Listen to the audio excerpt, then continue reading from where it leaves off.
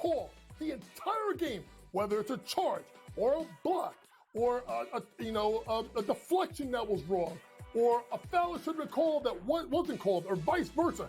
Give me a 48-minute report. And people that will understand that there's so many mistakes that the referees make over the course of the game that referees, ready folks, don't decide the outcome. Betting above the rim, only on SportsGrid.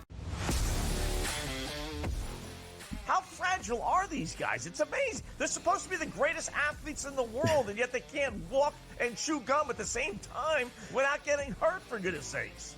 That Trout injury really is a bummer, too, because people thought he was going to have a big year. And I look, I don't feel bad for the Angels. I don't like Mike Trout in Anaheim. I thought he should have left when his contract was up. In-game live, prime time, only on SportsGrid. Devastating loss to Georgia Tech, where they made significant coaching errors, but Miami, with all of these changes, obviously looking to churn over this roster and upgrade the talent level. Don't sleep on Rick Pitino. Listen, at the end of the day, the portal is the portal, Mike. Don't matter where you came from, it's where you're going and how much money can you get. Inside the transfer portal, only on SportsGrid. And now you have to qualify in these majors. You got to go do it, man. Like, and it just comes off really petty to sit up there and be like, I'm not. You know what you signed up for. So I don't like the pettiness. And I 100% think Taylor Gooch should be in the major championships. Mm-hmm. So in the same note, I'm saying this, but also it's like, hey, this is the world in which we live in right now, and you don't deserve anything. Only on SportsGrid.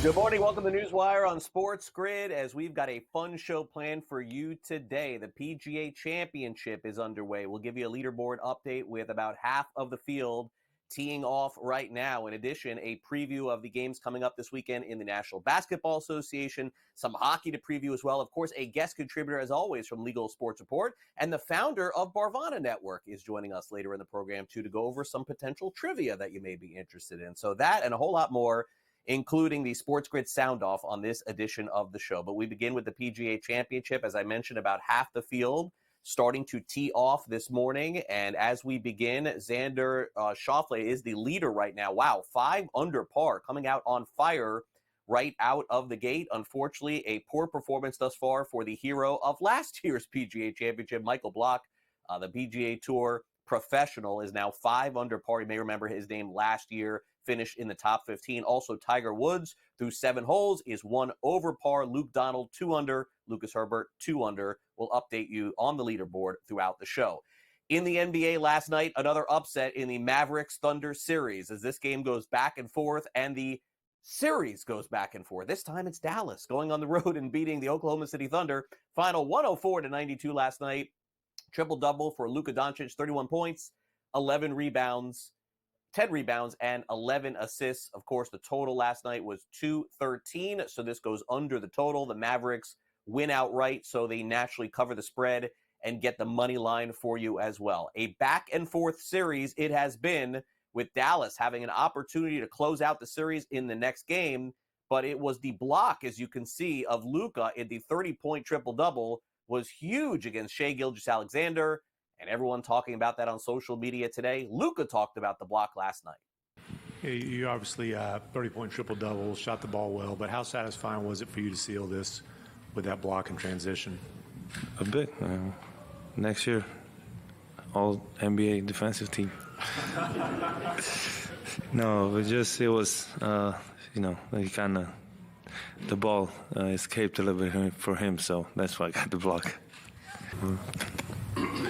So we're doing so anyhow. But in terms of you stepping up in a game 5 when the series is tied 2-2, do you think maybe there's something extra? Well, yeah, I mean, the whole team stepped up. No, I couldn't do it without my teammates. Everybody that came on the floor gave 100% energy. And we play as a team. We win as a team. We lose as a team. And this team is special, man. We've only been together for, 5 months? And, I've been having a lot of fun with this team. Mavericks can close it out this weekend. Did Lucas say all defensive team next season? I think he was joking. All right, the Cleveland Cavaliers have been eliminated from the NBA playoffs. It was a pretty simple series for the Boston Celtics. They lost one game, which was a surprise, but without Donovan Mitchell, essentially the Cavs had no shot. 113-98 last night. The Celtics did barely cover the spread. I know in some books it went up to 16, but most had 13.5, 14. Maybe some pushes at 15 as well. 4-1 was the series final. Celtics win as they move on to the Eastern Conference. Will await the winner of Indiana and New York, Jason Tatum. Last night, 25 points, 10 rebounds, 9 assists. But the story last night, honestly, was the ageless wonder. Another big performance in the playoffs from the big man, Al Horford. 22 points, 15 rebounds, 5 assists, 3 blocks, and 1 steal. Jason Tatum, one of the stars of the Celtics, talked about just how big it was to get that performance from Horford. Yeah, I think the one play in particular when he saved the ball out of bounds in the last 2 minutes of like the second quarter, it just gave us that extra possession and pumped the crowd up, pumped our team up. Those plays that was so meaningful, and just how he played in the second half on the defensive end. He knocked down big shots time and time after again. So his performance, his energy, his leadership tonight, was crucial. Jason, what impressed you most about what you're able to do in this series, and what do you think will help you moving forward in the Eastern Conference Finals in terms of lessons learned, things you're able to accomplish? One, how we responded after Game 2, going on the road in a pretty good environment in Cleveland and winning 2 big road games, and then coming back here tonight and. They battled. Cleveland battled. Give them a lot of credit. They didn't want to go home. They competed. They made it tough on us, and we made enough plays to win the game. And indeed, you would add right now at this point, the Boston Celtics are on course right now to potentially play in the finals in the NBA, but still will have to get past, of course, as you see there, the winner of the Knicks and Indiana Pacers. By the way, they'll play that game tomorrow night. Well, no more games to play right now for the Cleveland Cavaliers. There's a report on ESPN, which is kind of surprising, to be honest with you, this morning, that J.B. Bickerstaff may be removed as head coach of the Cleveland Cavaliers. I mean, I don't know. Cavs had a really good regular season. They ended up beating the Magic and, fell short against arguably the best team in the NBA. But I don't know what the Cavs' plan would be if Bickerstaff would be removed. We'll see. Meanwhile, Vince Carter is going to have his number 15 jersey retired by the Nets. He played 4.5 seasons with them. He's the only player in NBA history to play 4 decades, by the way. NBA Rookie of the Year in 99 with Toronto. Went to New Jersey in December of 04. Played with the Nets 08, 09. His last season was with the Atlanta Hawks. He'll have his jersey retired, and he'll become the 7th Nets player to have that done. Meanwhile, Caitlin Clark, her debut was the most watched WNBA game since, get this, 2001. Indiana Fever drew 2.1 million viewers across all platforms on Tuesday night. Most watched WNBA game on ESPN. 2.3 was the peak as far as most people watching at one time. And just a huge amount of fans watching women's sports right now. It's just so great to see, although that picture stinks. You're on the ground like that. Let's get that off the screen. Fever will take on the Liberty tonight. You can watch the game at 7 o'clock Eastern on Prime Video. That's your next opportunity there to watch Caitlin Clark. In Major League Baseball, Ronel Blanco got a 10-game suspension for having a foreign substance in his glove. He pitches on the Houston Astros. He threw a no-hitter earlier in the season. We'll see what this means for his future. Meanwhile, Max Scherzer not getting back to Texas anytime soon. 60-day injured list, right triceps issue, nerve issue. You just want to get him back for the second half of the season. Naturally, the Rangers won the World Series last year, and going to need Scherzer. And my guess is Jacob deGrom will come back at some point, too, to bolster that rotation in the second half of the year. Meanwhile, the team that was the worst team in Major League Baseball for a period of time, the Colorado Rockies, they've won 7 games in a row. How about that? They shut out the Padres and swept them 8-0 the final there. And by the way, Yankees play the Twins again today. Yankees won yesterday 4-0. 1:10 Eastern start, Clark Schmidt, Joe Ryan. Not a lot of afternoon baseball here on this Thursday. Last night in hockey, the Colorado Avalanche stay alive. They force Game 6. And Dallas leads the series 3-2. The final went over the total of 6.5 yesterday, 5-3, the final there. Meanwhile, some golf news. How about this? A former warehouse assistant for the Augusta National Golf Club in Georgia has pleaded guilty. He's transported millions of dollars worth of stolen Masters tournament memorabilia and historic items, including Arnold Palmer, one of his green jackets. Yikes. His name is Richard Glabensky in Georgia. He entered a plea in federal court in Chicago, charged with 1 count of transporting goods knowing they had been stolen. He's got to write a cashier's check of $1.5 million to at least pay some of this back. The NFL schedule was released yesterday. The social media teams around the country doing a great job revealing the schedule. Opening night, we know it's Ravens-Chiefs on September the 5th. For a Sunday night game is the Rams and the Lions, the Jared Goff Bowl, I guess. Also, 49ers-Packers in November, and 49ers-Lions is the final Monday Night Football game of the season on December the 30th. We mentioned yesterday, Netflix is going to host 2 games on Christmas Day. Also, Cam Hayward of the Pittsburgh Steelers not participating in workouts right now. He's seeking to become a potential free agent or even get a new contract. He's never missed an offseason program, 35 years old, one of the best players on the defensive side of the National Football League. He signed a 4-year, $65 million contract in 2020. He's looking for a new deal. We'll see if he ends up getting it. Kyle Irving joins us next, and we'll preview the games in the NBA tonight. It's a light schedule. We'll also recap what happened last night in the NBA playoffs. We'll be right back with more NewsWire.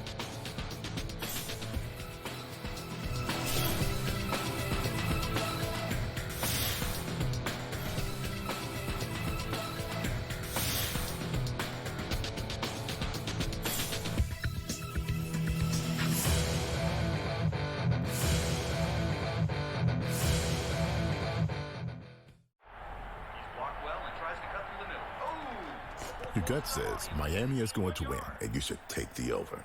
Your gut also said your NFT selfies would only go up in value. They didn't. But your head is on SportsGrid and knows that QB is in concussion protocol. The backup has a 45 QBR against the zone coverage. The New York D has the most sacks in the league. So yeah, trust your head. It's smarter to be on SportsGrid. The Cam Rising stuff last year with Utah, 3 months of pretending he was questionable with a torn ACL, ridiculous. It's a lot of gray right now when it comes to this stuff, and we really are. When people say we're in like the second or third inning of sports betting, that's why I agree, because there's so many of those situations that are very, very difficult to explain to a novice. Game time decisions, only on SportsGrid. A surprise winner on the PGA Tour. Taylor Pendrith ends up winning his first PGA Tour win. He was pretty darn lucky to win. Ben Coles should have won that tournament, also seeking his first PGA Tour victory. He went into the 18th hole, the easiest hole on the golf course, with a one-shot lead, and he was there in 2, just less than 30 feet from the cup. NewsWire, only on SportsGrid. Devastating loss to Georgia Tech, where they made significant coaching errors. But Miami, with all of these changes, obviously looking to churn over this roster and upgrade the talent level. Don't sleep on Rick Pitino. Listen, at the end of the day, the portal is the portal, Mike. Don't matter where you came from, it's where you're going and how much money can you get. Inside the transfer portal, only on SportsGrid.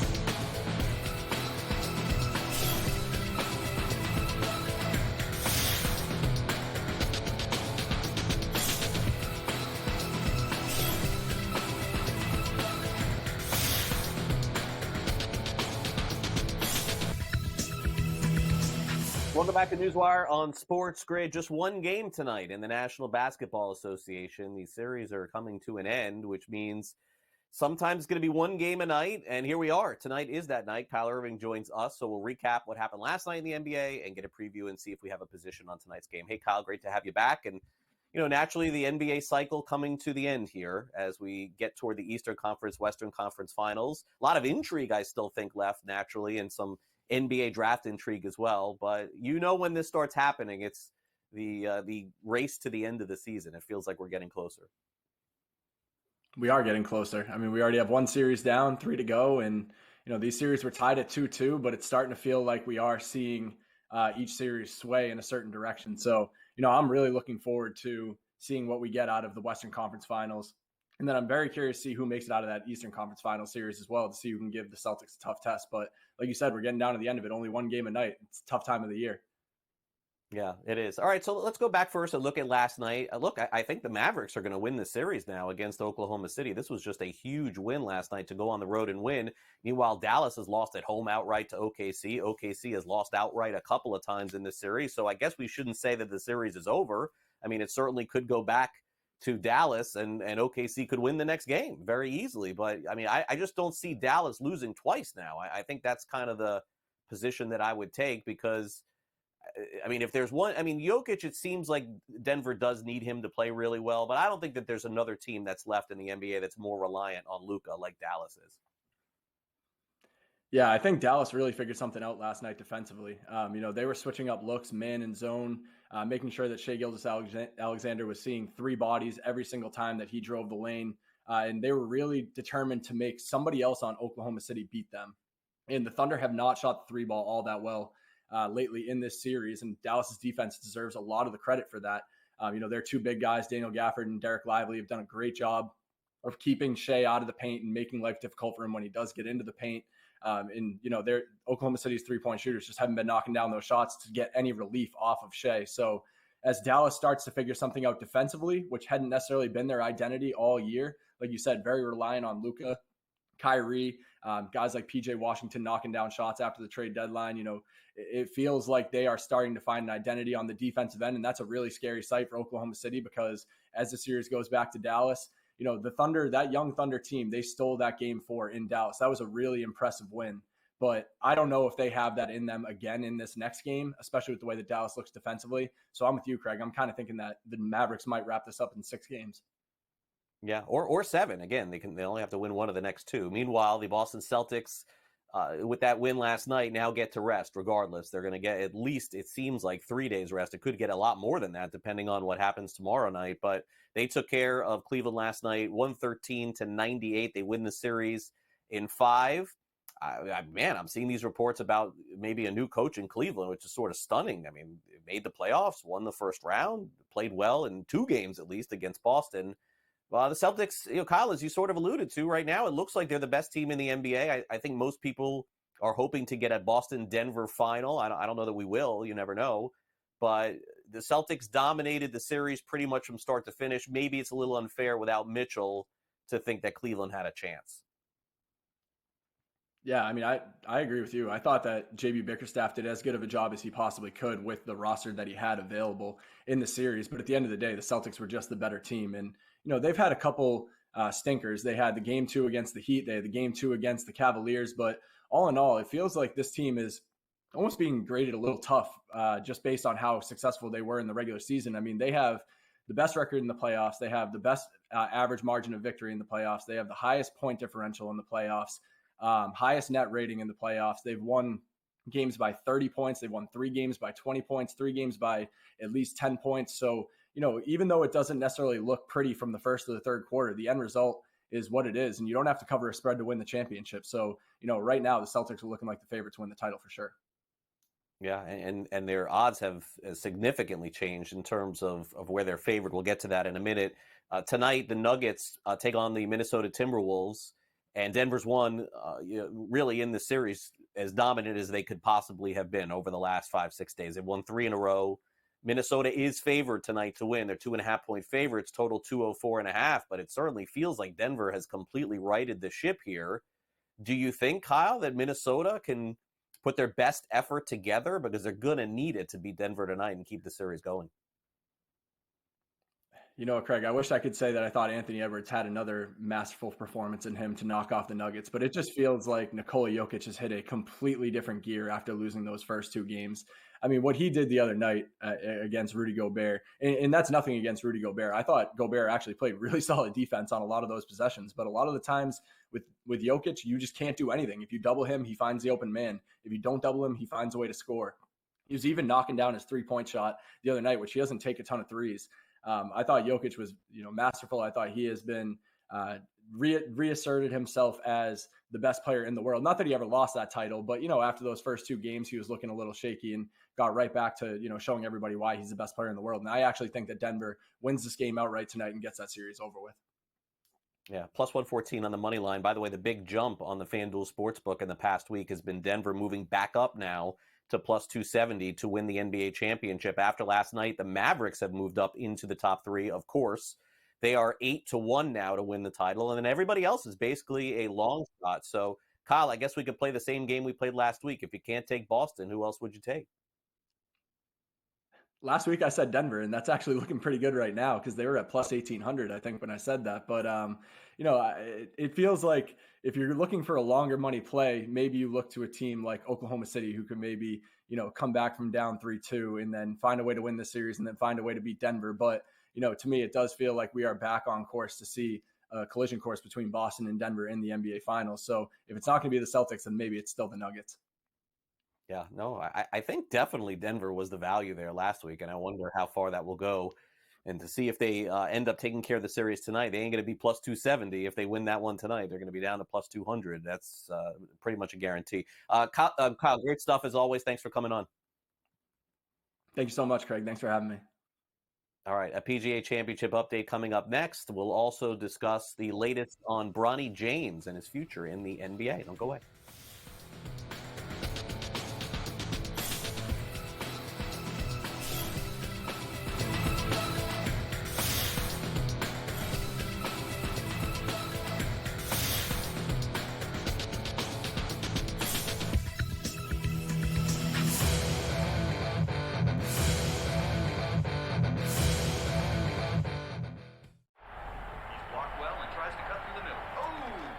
Your gut says Miami is going to win, and you should take the over. Your gut also said your NFT selfies would only go up in value. They didn't. But your head is on SportsGrid and knows that QB is in concussion protocol. The backup has a 45 QBR against the zone coverage. The New York D has the most sacks in the league. So yeah, trust your head. It's smarter to be on SportsGrid. The Cam Rising stuff last year with Utah, 3 months of pretending he was questionable with a torn ACL, ridiculous. It's a lot of gray right now when it comes to this stuff, and we really are. When people say we're in like the second or third inning of sports betting, that's why I agree, because there's so many of those situations that are very, very difficult to explain to a novice. Game time decisions, only on SportsGrid. A surprise winner on the PGA Tour. Taylor Pendrith ends up winning his first PGA Tour win. He was pretty darn lucky to win. Ben Coles should have won that tournament.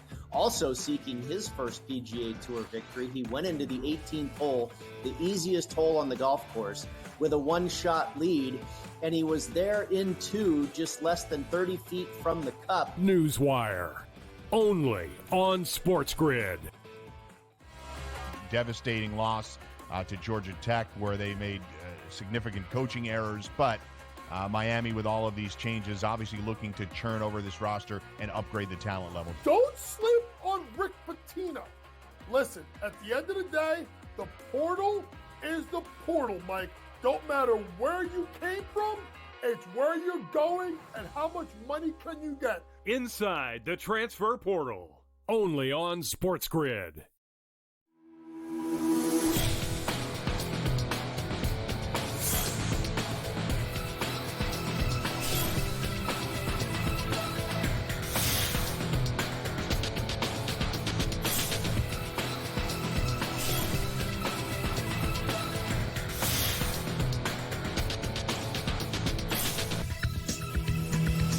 Welcome back to NewsWire here on SportsGrid. The PGA Championship is underway. About half of the golfers have teed off thus far. The biggest story is Xander leading the PGA Tour off to an incredible start at Valhalla. He is 6 under par as they continue right now. Tiger Woods, I'm still seeing 1 over par. Now, again, guys like Phil Mickelson and many others have not even teed off yet, so let's not read too much into this.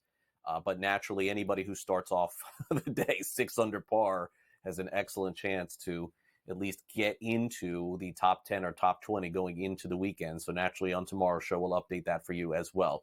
All right, meanwhile, there's a report on ESPN this morning saying that J.B. Bickerstaff, who is the head coach of the Cleveland Cavaliers, could potentially be replaced. I mean, remember where Cleveland was several years ago? Nowhere.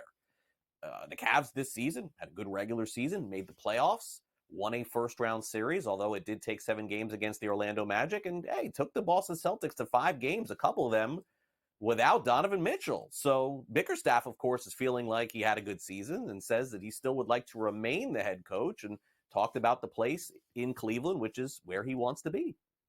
Would I like to continue as Cavs coach? Yeah, I mean, I think we've continued to build this thing the right way. Every single year we've improved. Continued to get better. Play in, playoffs, win around. Players have gotten better. Guys have had great years. This is definitely a place I want to be. I guess the question is Mitchell. Is this the place Mitchell wants to be? And naturally, he was hurt, so we really didn't get to see the full Cavs performance over the last few games. But Cavs had a pretty good season, all things considered. Would Detroit want to be where they are, or San Antonio want to be where they are? Absolutely, and I think that kind of tells the story, no doubt. All right, so as we move forward, the NBA Draft Combine is going on, and wouldn't you know, the focal point, even though he's not going to be the first pick in the draft, is going to be Bronny James, LeBron James' son. Naturally, he's going to be drafted. We don't know where he'll be drafted, and we don't know what team and what round or anything else, and so much has been discussed about the fact that any team that gets Bronny James may end up with LeBron James as well. Seems like a ticket right now in the NBA to potentially have both players, the father and son. Boy, great topic of conversation for our very own Kevin Walsh. He talked about the possibility of what Bronny could do given the fact that he's performing at the Combine. A lot of buzz around the NBA Draft Combine with plenty of eyes on Bronny James. He was asked this week about potentially playing with his father in the NBA and said it's not a goal of his. He wants to be drafted based on his own talents, his own merit, and what he's able to prove to these franchises throughout the process. And a lot of people believe that Bronny can't do that Bronny is only here because of his father. Those people are only upset about this process because they largely don't like LeBron, and they're also wildly misinformed. A McDonald's All-American, one and done, being drafted on what he was able to accomplish in high school is not abnormal in the NBA. Bronny fits the billing. How many people do you see complaining about Justin Edwards? Oh, look at that. You don't even know who that is. An over-under draft position for Bronny James, 39.5. The question is, will he be a top 40 pick come draft night? Yeah, and Kevin, you're right. I don't know who Edwards is, so you're 100% right. I know who Rick Horrow is. It's time now for Rick's Sports News Minute. His focus is on the move from the Pac to the Big Ten. Right now, UCLA and Cal about to get paid. Sports Fest Rick Horrow. College Sports Minute from a business perspective. How about Cal? How about UCLA? Well, clearly UCLA looks like they're the winner, getting $60 million of annual distribution from their deal with the Big Ten starting this next year. The ACC, not as kind to California. They get $11 million. There is a disparity. But what is the California Board of Regents looking to do? They may require / cajole UCLA into supplementing the California athletic budget to the tune of $10 million yearly over a period of at least 10 years. Part of it compensation, part of it symmetry, part of it fairness, part of it leverage. But the bottom line is, as Cal looks to supplement its athletic budget, they may turn to their brethren through the state school system to make them whole. Interesting twist. Thanks very much, Rick. We'll check back with the sports professor tomorrow. Naturally, the big story right now is the fact that we're going to enter the college football season not knowing which team is in which conference. I think we may need to do a Sports Grid special just telling everybody what the landscape looks like in college football. Coming up next is the landscape in sports betting. Could daily fantasy sports change the age limitation to play? Play next.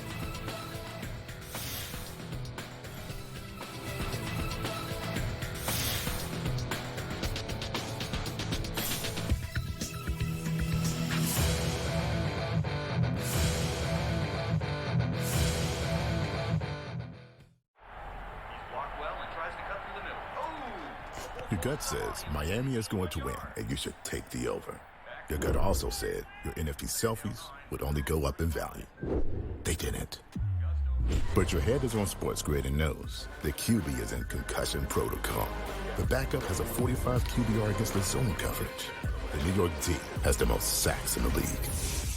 So yeah, trust your head. It's smarter to be on SportsGrid. The Cam Rising stuff last year with Utah, 3 months of pretending he was questionable with a torn ACL, ridiculous. It's a lot of gray right now when it comes to this stuff, and we really are. When people say we're in like the second or third inning of sports betting, that's why I agree, because there's so many of those situations that are very, very difficult to explain to a novice. Game time decisions, only on SportsGrid. A surprise winner on the PGA Tour. Taylor Pendrith ends up winning his first PGA Tour win. He was pretty darn lucky to win. Ben Coles should have won that tournament. Also seeking his first PGA Tour victory, he went into the 18th hole, the easiest hole on the golf course, with a one-shot lead, and he was there in two, just less than 30 feet from the cup. NewsWire, only on SportsGrid.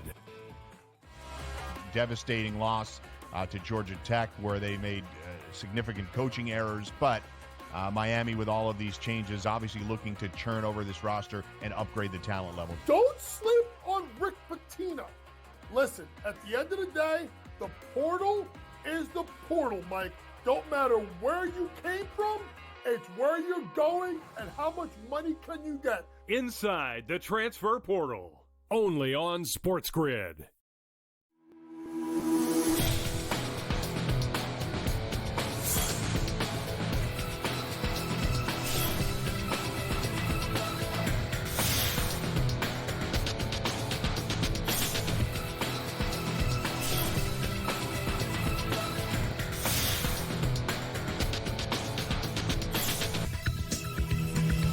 Welcome back to NewsWire here on SportsGrid. We got Sam McQuillan with us from Legal Sports Report. We'll have an update on people betting on the WNBA and also in my home state of Florida as to whether or not Hard Rock's app will continue. But first, Sam, let's bring him on.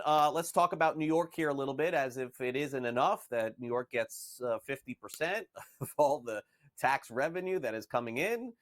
Senator Joe Adabo's like, hey, how can we make some more money here on sports and sports betting? Well, let's go to the DFS operators and say, you know what? What about some extra hundreds of millions of dollars if we change the age requirement here?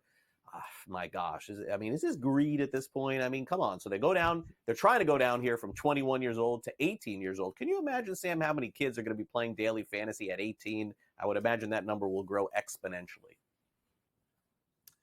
Yeah, definitely, Craig. It's a great setup for a state that's been all about money when it comes to sports betting. Now it looks like fantasy sports as well. Obviously, like you mentioned, they have the nation high 51% tax on betting, which a lot of companies like DraftKings and FanDuel have come out and said, wow, that's really high. We really hope you would lower it. There have been some attempts to lower it through the legislature, but what seems like we'll have a better chance is a bill that will actually generate the state more money. So now we're looking at the fantasy sports industry, which has been a really hot topic this past year, especially those games that kind of blend sports betting and fantasy together. Are they parlays? Are they player props? Some states think so. Some say yes, some say no.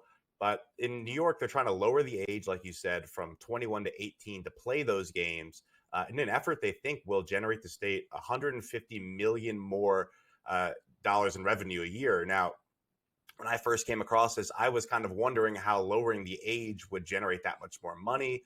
Obviously, you're going to get more players, but it would also add this one-time fee that operators would pay, which would be $5 million a year to basically register with the state and stay as a fantasy sports operator. Currently, there are fantasy sports operators in the state. They don't really pay fees anywhere close to that size, or taxes close to that size for that matter. So this seems like kind of an effort to get it more on the playing field with what sports betting operators pay in the state. They'd also pay about 1% of their gross gaming revenue every 5 years. So that's kind of where the money is coming from here. It would also basically put in place that you can't have those player versus house games that the state has cracked down against, games like Prize Picks has offered the player prop parlay kind of thing. This would say that it's okay to offer the peer-to-peer version, which we've talked about on this show before, which essentially, uses players' entry fees as a way of paying out players or for the books to make money, as opposed to a one-off, you win, you lose, you get paid, you don't get paid by the book. So that's also probably where some of this money would come from, allowing some operators who have left the state to come back in with their peer-to-peer versions. The senator pushing it is also trying to include in a different bill something that would allow New Yorkers to bet on awards like MVP or Defensive Player of the Year. Currently, New York is one of the few states, it's about 10, where you can't bet on those awards simply because they're not determined by the outcome of a sporting event. MVP is usually voted on, depending on the league, by a bunch of writers or broadcasters or coaches, that kind of thing. So just because of the language that they have there, where it has to be sporting event, that's prevented people from voting on those awards. So that would also, be a change that's being proposed.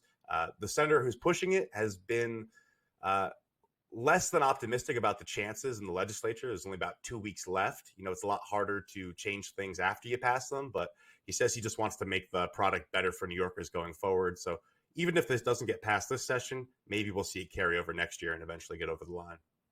Yeah, and again, daily fantasy is evolving, just like sports betting is evolving. We'll see if New York is able to punch that ticket home to get these 21-year-olds now to be 18. We'll find out. All right, same thing happening here in Florida on a different level. There's this group West Flagler, Sam, that we've talked about a ton, that feels like the Seminole Tribe have this monopoly over sports betting. Indeed, they do. They're the only operation right now with the Hard Rock app that's being able to bet. There's going to be a ruling, my understanding, coming up next month, but most don't anticipate anything changing with sports betting being legal in Florida through that venue. Is that accurate? Yeah, that's 100% accurate, Craig. But you never know what can happen in the court of law or the wild world of sports betting and lawsuits that we talk about a lot on this show. The Department of Interior, which represents the Seminole Tribe, which you talked about having that monopoly in Florida, came out this week with a response to the request that the Supreme Court take up this case that West Flagler, the group suing them, has asked the Supreme Court to take up, essentially saying, the arguments that were made in the lower court, which happened last year, which ultimately allowed the Hard Rock Bet app to relaunch and sports betting to return to the state, essentially saying, those arguments uphold the Indian Gaming Regulatory Act only authorizes gaming on tribal land, has been the argument of West Flagler, not statewide online gaming monopolies. So it's essentially one side saying you're right, the other side saying you're wrong on this issue. So we've seen them come out and tell the Supreme Court this. It's not even 100% determined if the Supreme Court will take this up. Like you said, we'll have to see in a month. If they do, they could still uphold it. If they don't, that's the end of the line here. And the current state of Florida sports betting would be here to stay. Now, I'm told by a lot of people in the industry that they're watching this case not really because of the outcome in Florida, but the impact it could have on other states with tribes, states like California, Minnesota, where tribes have that power where they, pretty much gaming changes have to be made through them. So people are kind of watching this to see if there's any arguments, if there's any, tidbits that other states could take in, any things that people could use in other states to make arguments for or against, tribal power, so to speak. So it's not quite a dead issue, but it seems like the current state of Florida sports betting is here to stay. So we're going to keep watching it for the next month. I'm sure we'll have plenty of more to report at Legal Sports Report on the Florida sports betting case.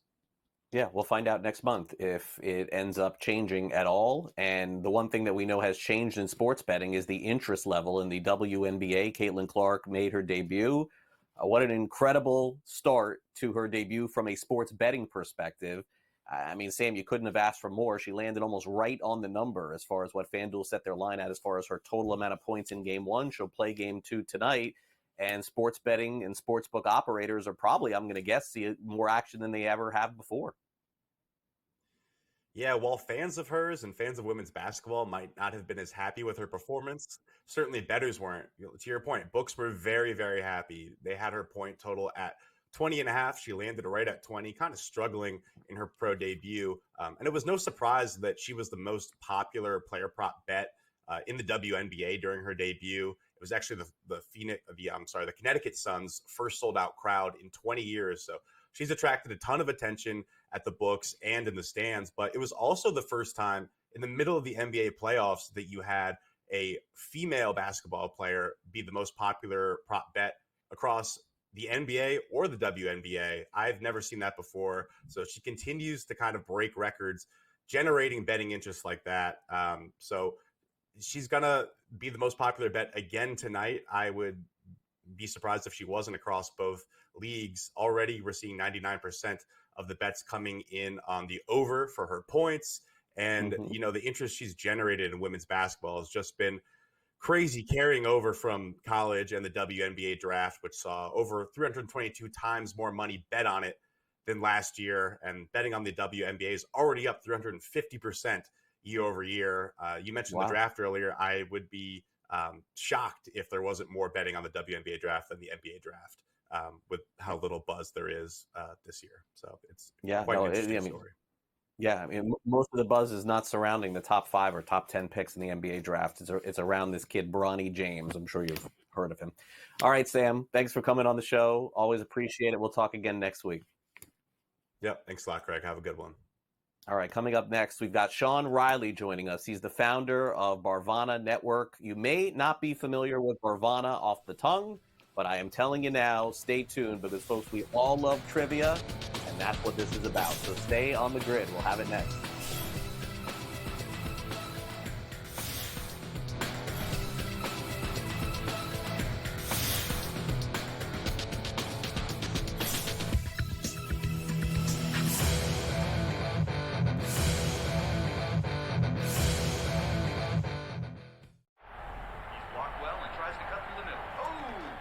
Your gut says Miami is going to win, and you should take the over.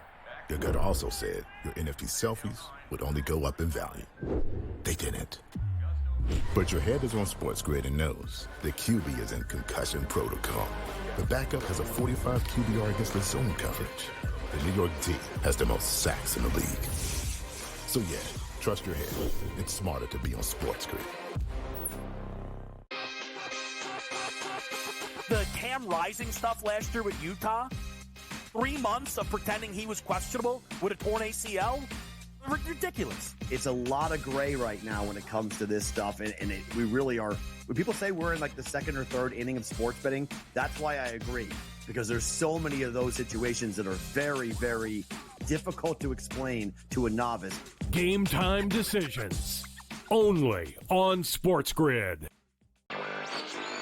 A surprise winner on the PGA Tour. Taylor Pendrith ends up winning his first PGA Tour win. He was pretty darn lucky to win. Ben Coles should have won that tournament. Also seeking his first PGA Tour victory, he went into the 18th hole, the easiest hole on the golf course, with a one-shot lead, and he was there in 2, just less than 30 feet from the cup. NewsWire, only on SportsGrid. Devastating loss to Georgia Tech, where they made significant coaching errors, but Miami, with all of these changes, obviously looking to churn over this roster and upgrade the talent level. Don't sleep on Rick Pitino. Listen, at the end of the day, the portal is the portal, Mike. Don't matter where you came from, it's where you're going and how much money can you get. Inside the transfer portal, only on SportsGrid.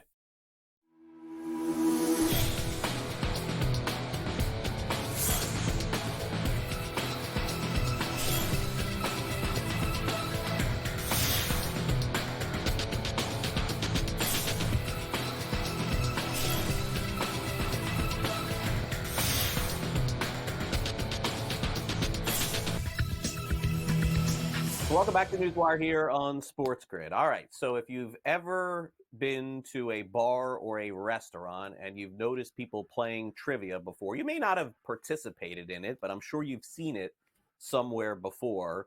This is right up your alley. And if you've never heard of it, and this is your first time, we're going to educate you here on the show, because the founder of Barvanna's Network, Sean Riley, is going to join us. He and I are going to play a little bit of trivia. We'll see how good I am at it. And naturally, we'll dive into just how this is expanding all over the country, including right here with us at SportsGrid. So, Sean, Once again, thanks for coming on the show. It's great to catch up with you, meet you for the very first time. And I guess let's just jump right in and talk about where Barvanna is available, because naturally it used to just be the kind of thing where you had to show up at a bar and get a bunch of your buddies. Not the case with these new options with everybody streaming these days. Yeah, thanks, Craig, for having me. I appreciate that. So Barvanna is it's a TV network that's designed for out of home, right? So all of our content is short form, family friendly. We do sports content, we do entertainment content, and it's designed to entertain people when you're out in bars, restaurants, health clubs, we're at a casino, and you can see some of our content there. We do everything from different trivia categories. We do conversation starters like Would You Rather and What Would You Do If, and we do all kinds of really fun, interesting content for you to play along with your friends when you're out and about. So whether you're playing some blackjack at a casino and you want to play some sports trivia, or whether you're out with your family and you just want to take a look at some of the great fun content on the channel, it's really designed to do something different and unique, which is entertain people in the out-of-home space. Yeah, and I think it's just so much fun because so much of what we're doing right now is engaging with audience, and whether it's peer-to-peer or online or anywhere else. And I know that now we have a new partnership with you over at SportsGrid and Barvanna. So what sort of inspired the idea for you guys getting together with us, or us getting together with you? I feel like it's a great partnership. Yeah, look, I've been watching SportsGrid for a while now on DirecTV Stream, and I've seen all the great stuff that you guys are doing in this space. I mean, obviously the popularity of sports wagering, you know better than anybody, is growing exponentially. And I think last year's handle was something like $120 billion in wagering. And so there's clearly a demand for this type of information. And no one in the out-of-home space is doing this, right? You go into a bar or a restaurant and you see 20 screens of content, right? And there's no one delivering the kind of content that SportsGrid does. And so we wanted to find a way to deliver all of that great wagering data to our fans in the out-of-home space. And so the way it works is we're taking the L bar now that your viewers are very familiar with, and we layered into all the great, later into Barvanna, so it plays right alongside all of the great content on Barvanna. Now, what that does is it's great for our viewers, right? Because it's new, it's unique, it's additive. There's a lot of demand for this. Number two, it's great for bars and restaurants, right? We're delivered via DirecTV for Business. So they've got all the great sports packages. So the majority of sports bars have DirecTV for Business. And what's nice about Barvanna and the SportsGrid L bar is it's something additive, and it allows Barvanna to complement the other channels that are on in the bar. So for instance, tonight, I think there's a Rangers playoff game. You'll probably see a Dodgers game on one screen. You'll see some other content on another screen. And on Barvanna, you'll be able to play along with some trivia and keep track of all the sports odds, right? All the great stuff you guys do with the money lines and the over-unders and the power rankings. And rather than going to your phone and scrolling through all that stuff, that content will be available right on Barvanna, right alongside the other great sports networks that are delivered through DirecTV for Business in one of those locations. So I couldn't be happier. We're getting great response from our viewers, and as the popularity for this content grows, we're only going to see, I think, more enhancements and more feedback from our locations that have our channel, and also from our viewers. So we're really excited about it. I mean, Sean, that's a great explanation. I was like, should I explain what the L bar is? I mean, you just did it all for me there. Yeah. So it's like, I was going to say, ESPN kind of started this off with the bottom line, having all the details, the information there. And so basically, to expand the conversation, as you see there on your screen, Barvanna is going to be airing their content, and you can find all of the odds, scores, and everything else on Barvanna's network with our data here at SportsGrid just by looking at the bottom of your screen or even the side. That's why Sean refers to it as the L bar, because it looks like an L. Okay, let's expand the conversation about Barvanna. What's next on the horizon? What kind of content can we expect to see, whether it's at the gym or at dinner, people out and about? And I think it's probably worth mentioning here, Sean, a lot of times people don't even have the ability to listen to the audio. They're just simply viewing the screen because they're at, as you said, at a bar or restaurant, something like that. Yeah. No, that's what's great about the content is that it works very well with no audio. So really, really exciting because you can just you can watch the stuff on the channel. You don't need audio. And we're looking at doing some interactive trivia. We get a lot of requests for the ability for people to play along with our trivia while they are watching the channel. So we're experimenting with interactive trivia, and over time you'll be able to play along on your phone. You'll see the yellow bar with all the great odds. You'll be able to play some trivia on your phone, and it should be a really fun experience going forward. It's hard to entertain, Gen Z and millennials these days. They ask, they've got a very high expectation for going out, and we're providing an experience you can't get at home.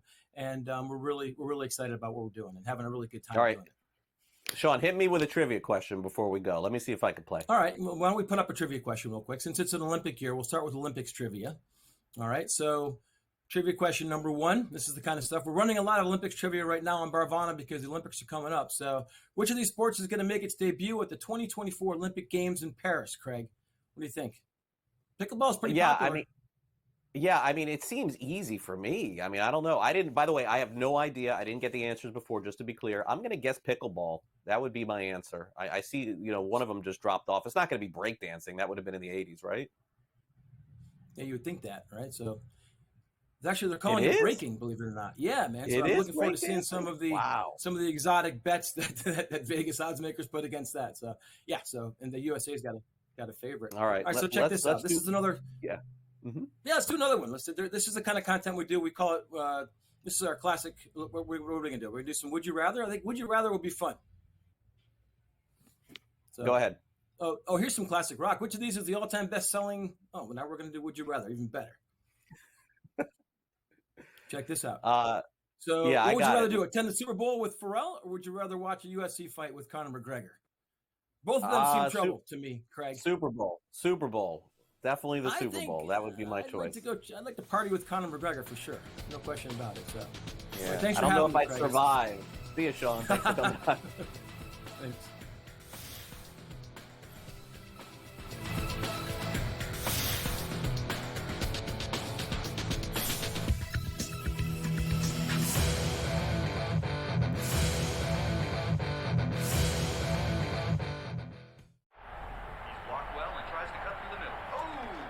Your gut says Miami is going to win, and you should take the over. Your gut also said your NFT selfies would only go up in value. They didn't. But your head is on SportsGrid and knows the QB is in concussion protocol. The backup has a 45 QBR against the zone coverage. The New York D has the most sacks in the league. So yeah, trust your head. It's smarter to be on SportsGrid. The Cam Rising stuff last year with Utah, 3 months of pretending he was questionable with a torn ACL, ridiculous. It's a lot of gray right now when it comes to this stuff, and we really are. When people say we're in like the second or third inning of sports betting, that's why I agree, because there's so many of those situations that are very, very difficult to explain to a novice. Game time decisions, only on SportsGrid. A surprise winner on the PGA Tour. Taylor Pendrith ends up winning his first PGA Tour win. He was pretty darn lucky to win. Ben Coles should have won that tournament. Also seeking his first PGA Tour victory, he went into the 18th hole, the easiest hole on the golf course, with a one-shot lead, and he was there in 2, just less than 30 feet from the cup. NewsWire, only on SportsGrid. Devastating loss to Georgia Tech, where they made significant coaching errors, but Miami, with all of these changes, obviously looking to churn over this roster and upgrade the talent level. Don't sleep on Rick Pitino. Listen, at the end of the day, the portal is the portal, Mike. Don't matter where you came from, it's where you're going and how much money can you get. Inside the transfer portal, only on SportsGrid.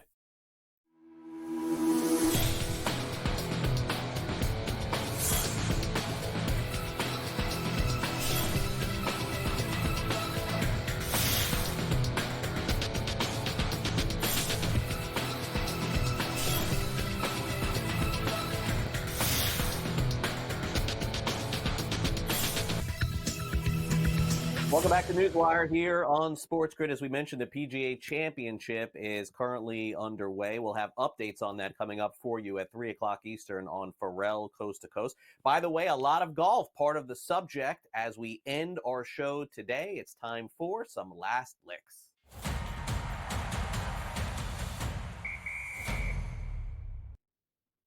And as we end the program today, we start off with some golf, but not golf that is real, a little bit of fantasy, although some people may have seen this movie and thought it was real.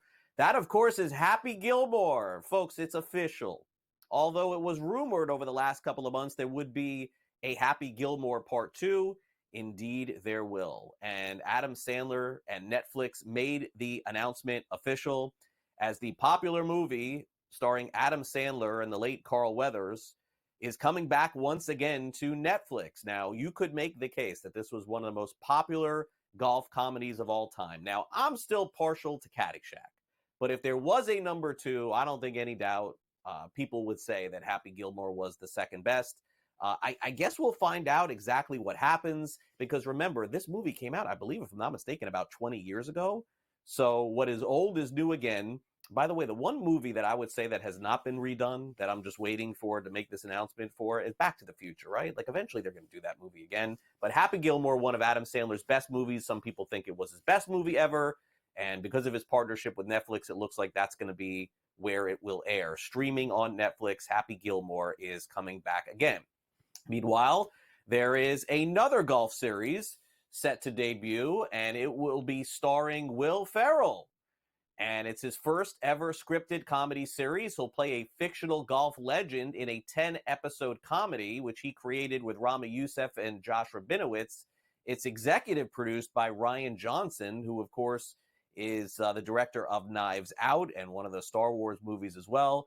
No release date specified for the series, but it's another series that will air on Netflix. Of course, Netflix is getting into the sports game. They just recently announced that they're airing 2 games on Christmas Day in the National Football League. They just had, of course, Tom Brady's roast, and going to have a lot more sports content, without a doubt, coming to Netflix as well. And Will Ferrell, let's be honest, hasn't done a ton of stuff over the last 5-10 years, and just was on Netflix appearing as Ron Burgundy. So this will be a good throwback for Will Ferrell. First comedy scripted series. Although he was on, if I'm not mistaken, wasn't he on The Office? So I don't know if that's actually accurate. Maybe his first starring series, because yeah, he was on The Office, right? At some point when Steve Carell left, I think he took over, right? Wasn't he the boss for a bit? Anyway, NFL schedule came out yesterday, and we have the brothers battle coming up in Week 12 of the National Football League. The Harbaugh Bowl. The Baltimore Ravens will travel to Los Angeles to take on Jim Harbaugh and the Chargers. Now, we've seen this happen before, and again, these guys did face off with each other previously. And remember, Jim Harbaugh, if you may remember, wasn't just coach of the Michigan Wolverines. For those of you who want to get dated back a little bit, he used to be the head coach of the San Francisco 49ers, not to mention these 2 guys faced off, if I'm not mistaken, in the Super Bowl as well. So speaking of dial it back, they'll do it one more time, and this will happen later on in the season in Week 12. I would imagine the Ravens will probably be in the playoff hunt. I guess the question will be, will the Chargers be in the playoff hunt with Jim Harbaugh taking over there as head coach? All right, well, that will do it for this edition of the show. As I mentioned, PGA Tour going on right now at the PGA Championship.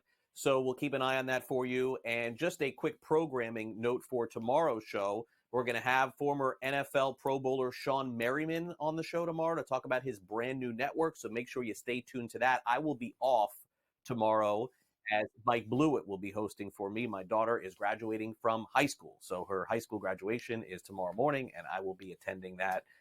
So I hope you have a great weekend. By the way, if you're catching me, you can see me. I'll be back on Saturday morning hosting on Fantasy Sports Today. Also want to thank all of our guests for coming on the program today, talking a little Barvanna. Sean did a great job, I thought. So hopefully you can catch that and catch their network as well. Also, thanks to Sam McQuillan from Legal Sports Report. In addition, thanks to Kyle Irving from Sporting News. Our associate producer, as always, is Frank, and our producer is Michael Cohen, and I'm Craig Mish. I hope you have a great rest of your Thursday. Great game tonight in the NBA and 2 games in the National Hockey League. Not to mention, a lot of eyes will be on Caitlin Clark tonight in the WNBA as well. I'll see you Saturday morning for our next edition of Fantasy Sports Today, talking some fantasy baseball. Don't forget, catch Mike Blewett. He'll do a great job tomorrow here on the show. As I mentioned, Sean Merriman here on the program as well. Until then, have a great rest of your Thursday. We'll talk soon.